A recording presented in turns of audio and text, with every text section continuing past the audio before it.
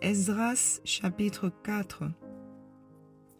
Les ennemis de Juda et de Benjamin apprirent que les fils de la captivité bâtissaient un temple à l'Éternel, le Dieu d'Israël. Ils vinrent auprès de Zorobabel et des chefs de famille et leur dirent: Nous bâtirons avec vous, car, comme vous, nous invoquons votre Dieu et nous lui offrons des sacrifices depuis le temps d'Ésar-Haddon, roi d'Assyrie, qui nous a fait monter ici. Mais Zorobabel, Josué et les autres chefs des familles d'Israël leur répondirent: Ce n'est pas à vous et à nous de bâtir la maison de notre Dieu. Nous la bâtirons nous seuls à l'Éternel, le Dieu d'Israël, comme nous l'a ordonné le roi Cyrus, roi de Perse.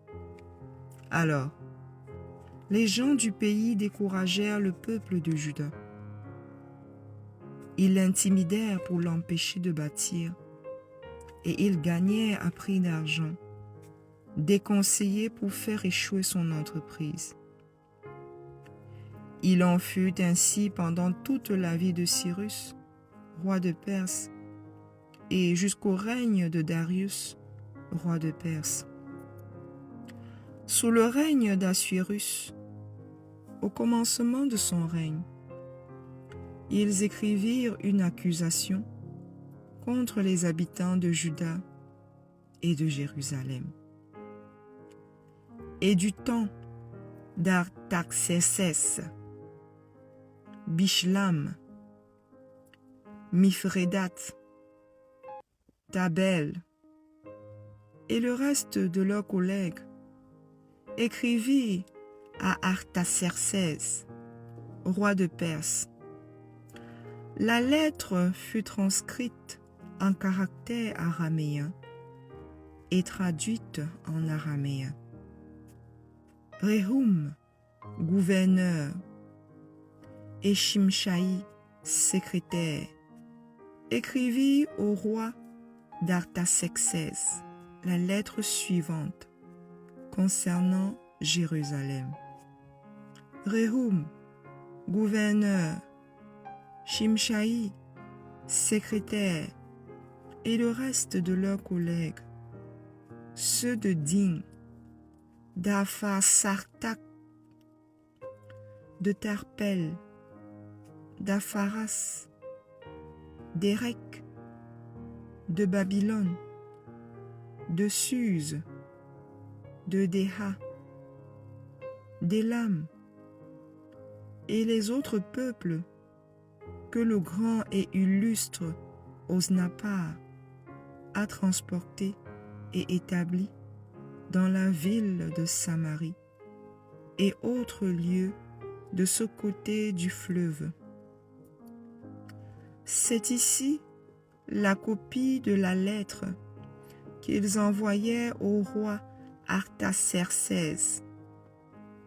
Tes serviteurs, les gens de ce côté du fleuve, que le roi sache que les Juifs partis de chez toi et arrivés parmi nous à Jérusalem rebâtissent la ville rebelle et méchante, en relèvent les murs et en restaurent les fondements.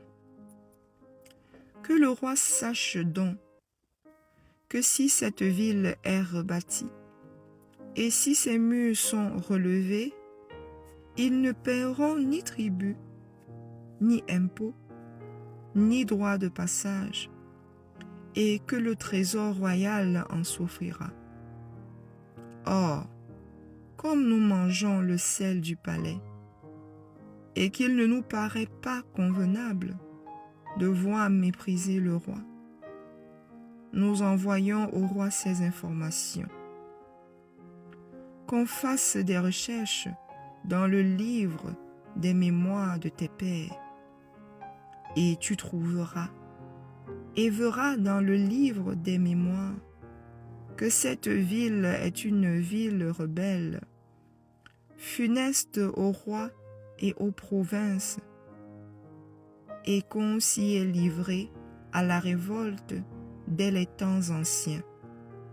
C'est pourquoi cette ville a été détruite. Nous faisons savoir au roi que si cette ville est rebâtie et si ses murs sont relevés, par cela même, tu n'auras plus de possession de ce côté du fleuve. Réponse envoyée par le roi à Rehum, gouverneur, à Shimshai, secrétaire, et au reste de leurs collègues, demeurant à Samarie et autres lieux de l'autre côté du fleuve. Salut! La lettre que vous nous avez envoyée a été lue exactement devant moi. J'ai donné ordre de faire des recherches et l'on a trouvé que dès les temps anciens, cette ville s'est soulevée contre les rois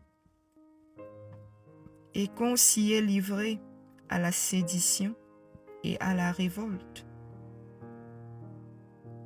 Il y eut à Jérusalem des rois puissants, maîtres de tout le pays, de l'autre côté du fleuve, et auxquels on payait tribut, impôts et droits de passage. En conséquence, ordonnez de faire cesser les travaux de ces gens, afin que cette ville ne se rebâtisse point avant une autorisation de ma part. Gardez-vous de mettre en cela de la négligence, de peur que le mal n'augmente au préjudice des rois. Aussitôt que la copie de la lettre du roi Artaxerxès eut été lue devant Rehum, Shimshai, le secrétaire et leurs collègues, ils allèrent en hâte à Jérusalem vers les Juifs et firent cesser leurs travaux par violence et par force. Alors s'arrêta l'ouvrage de la maison de Dieu à Jérusalem, et il fut interrompu jusqu'à la seconde année du règne de Darius, roi de Perse.